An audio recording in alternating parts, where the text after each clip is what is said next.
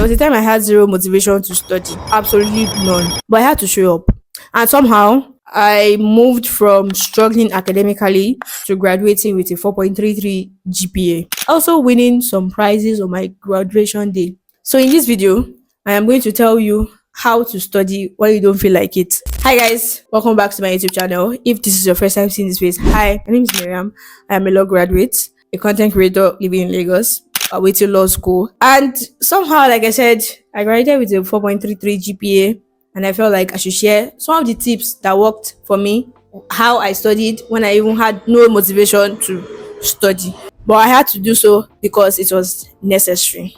Basically, these are study tips I want to share with you that worked for me. And I'm not saying you will get a 4.33 GPA, and I'm not also saying that you get less than that. You might actually get less than that and might actually get higher than that.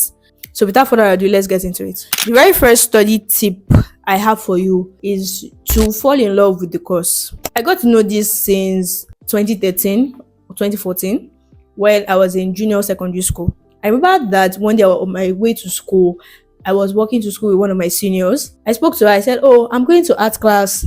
What are the tips for me? Because I want to come first in my class when I get to SS1." I mean, junior secondary school, I was like top 5 in class. So I asked her like a few questions. And the very first thing she said to me was, like the course and like your teacher.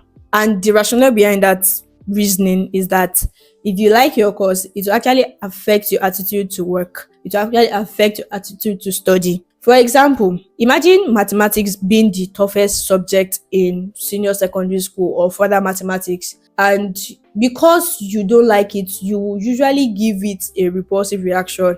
Maybe when it's math period, you just disappear, you don't care about it. Or when there's like tutorial, because you just don't like mathematics, you will want to leave it as the last subject you want to practice. Maybe you like English or which course or subject? Chemistry. So you want to practice chemistry, but mathematics, you just want to leave it till the end.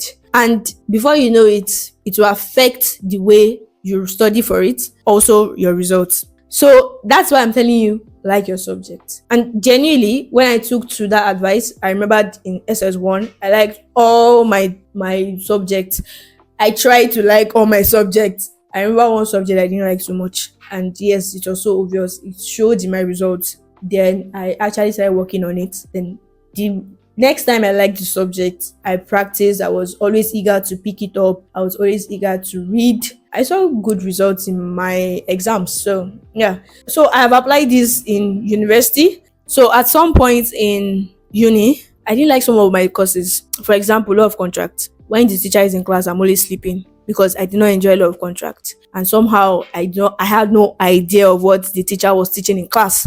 So it affected me. Then I remember that in year 3, same thing. Even though I paid attention in class, but I just did not like the courses enough for me to pick it up when I get home to study. So in year 4, I changed that. Every time we are being taught something, I pick it up, I read. I make sure I like the lecturers. No matter what everybody tells me, oh, that lecturer is wicked. Or in that department, they are very wicked. Yes, they are very wicked in a particular department. But I will always read it no matter what. I just fell in love with the course. And somehow, in year 5, because I love law of conveyancing so much, I graduated as the best graduating student in the course. And I'm not bragging. It's because I liked it so much. That's the first advice I will give you. Like your course, like the lecturer enough. No matter what they tell you about a lecturer, listen, do your own best. Ignore the noise. Focus on what you have to focus on. The second tip I have for you is read to understand. When you're studying, don't just study just because you have to, because there's something called pseudo studying.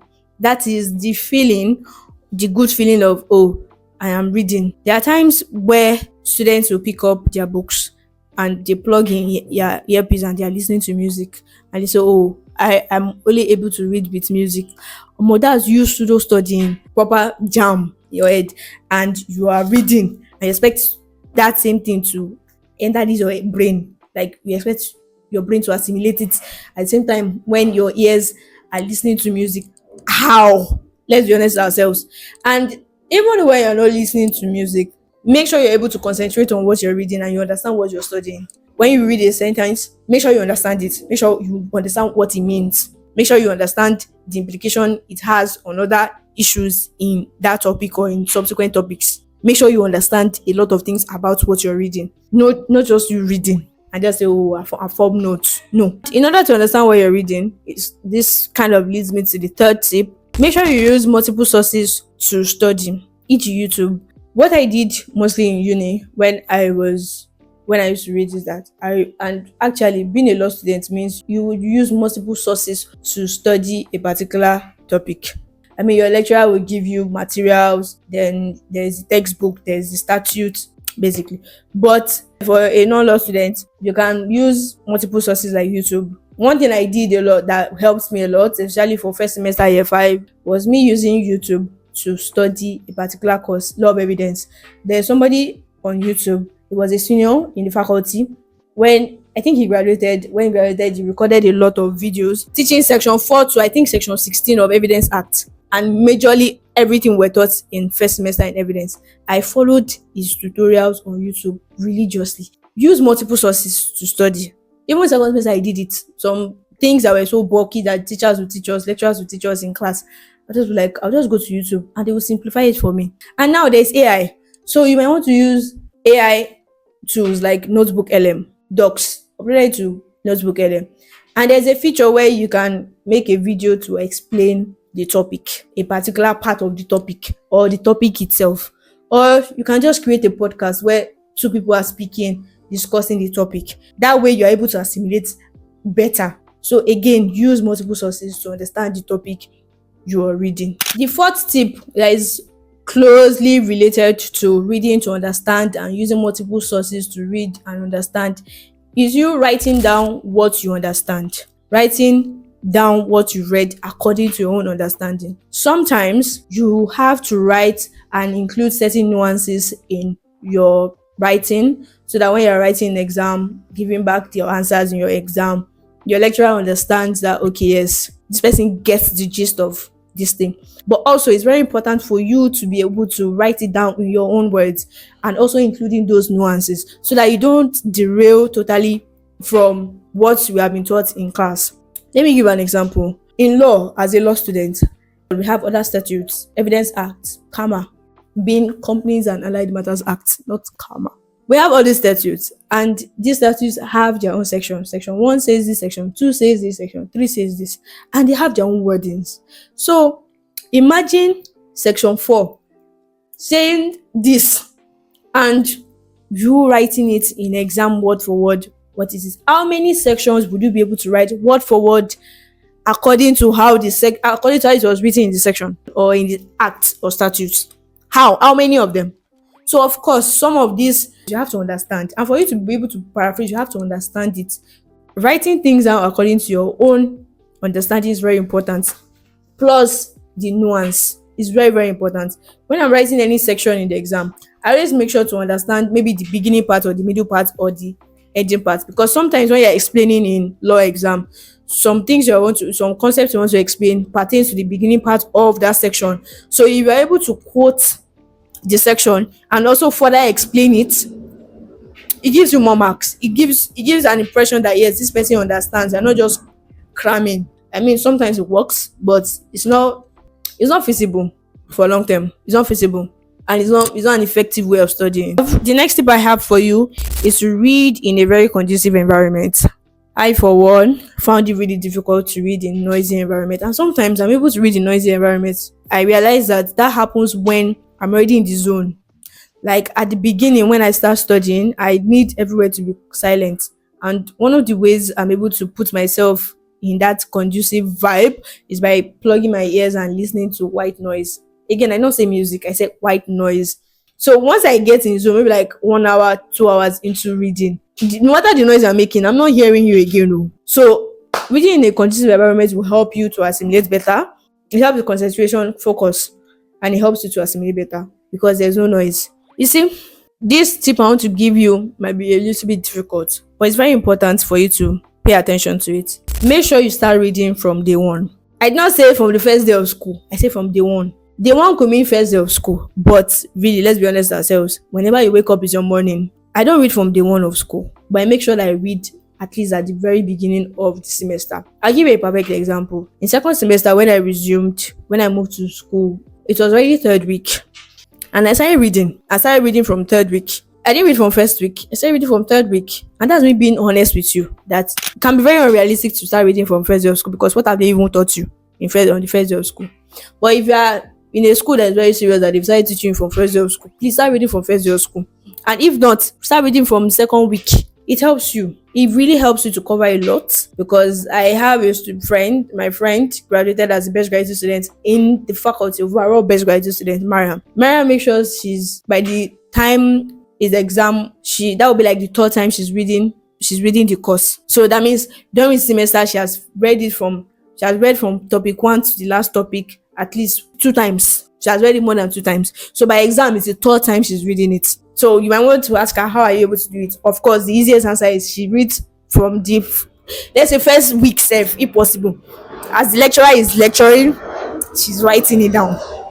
As the lecturer is teaching, she's following. So by the time the lecturer is done, she makes sure that she's wrapping up that topic. So once the lecturer moves to another topic, she has moved to the second topic. So that's way. So by the time the lecturer is done, she's also done. She has even read it again. Then for test, then the third time is for exam. So now it leads me to the next advice. Make sure your exam or your test is not the first time you are seeing the topic. Because some people will be like, when did they teach us this one? We've seen things, we should find things like that on the group chat. Who taught us? Who taught us this topic? Hey, God, I beg. Make sure your test or your exam is not the first time you are seeing that topic. That sets you apart from an average student. Let's be honest with ourselves. You will see some people will be like, oh, and they can read the course overnight and they will pass. No problem. They are passing. What is it? Is it 50? Is it an A? What type of A is it?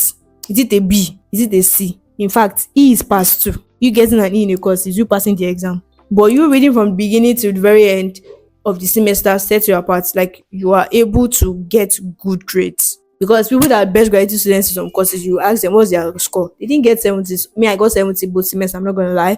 But some people got maybe like 80, 75, 80 consistently. So make sure your test or your exam is not the first time you're seeing that topic or you're studying that topic. The very, very last, maybe not so last tip I have for you as a student is, do not compromise your sleep. And I'll give you 2 reasons why. You see, compromising your sleep for studying would actually affect the quality of your life. One, will also hinder your assimilation process and even retention process. Let me give you an example. In 400 level, second semester, there was this course, law of trust. I didn't like law of trust. Why? Because everything about law of trust never had anything relating to Nigeria. The cases are always English cases. The web, what grieve and clinical. So I did not enjoy law of trust. Every time I read it, I always found myself cramming. So law of trust exam was 9 a.m. and I've been reading, but I just did not seem to understand what I was reading. Every time I tried to remember what I read, I just did not remember. And I stayed up overnight reading for it. And my reasoning was that, okay, 9 a.m. by 11:30 I'll finish and I'll come back to my hostel to sleep. Ladies and gentlemen, I would have you know that I was in front of the exam hall. And I was trying to, revise with my friends. Something I read, though. My friends asked me a question and I'm like, what's the case again? I was forgetting my cases. And by the time I was going into the exam hall, my eyes were red. My eyes were aching me. I was having serious headache. And that was affecting me. I was forgetting my cases. In fact, some concepts that I read that I understood perfectly, that I was so sure that, once they give me the exam, I'll answer this thing properly. I forgot. I got to the exam hall and I was struggling to remember what I read that I knew so well, that I was so sure that if I answer this question, I'll get nothing less than 14 over 17 and a half. At the end of the day, I just wrote what I could remember that was just did not make sense. And what did I even get? Maybe like 10 or 12 in the exam for that question. And the other questions as well. I ended up getting a C, I'm not gonna lie. But if I had not studied overnight, I would have been able to remember certain questions that I've practiced previously, and I've been able to answer it well. And even if I not get an A, I probably would have gotten a B. And why? Because I sacrificed my sleep. Please don't do it. Don't do it at all. Again, when I say it will affect the quality of your life, you will not believe me when I will say that it contributed greatly to my weight loss because I wasn't sleeping. My dark circles were really pronounced. Do not ever sacrifice your sleep for studying. And that's why you should start studying early enough so that you will have enough time to cover and practice and practice and practice till you become a master at that course that you are studying. I hope I've been able to explain, convince, and not confuse you on the benefits of studying early by sharing my study tips with you all. And I really hope you'll be able to practice these study tips, put it to good use, incorporate them in your life. And I pray and hope that they will improve your life, your student life in general. Practice makes perfect. Consistency builds momentum. You do not become a successful person overnight. It takes a lot of effort, consistency to get to where you want. Thank you so much for watching this video. Do not forget to subscribe, like, comment what you like about the video. If you have any questions, I'm ready. I'll be so glad to answer you. And I'll see you in my next video. Bye.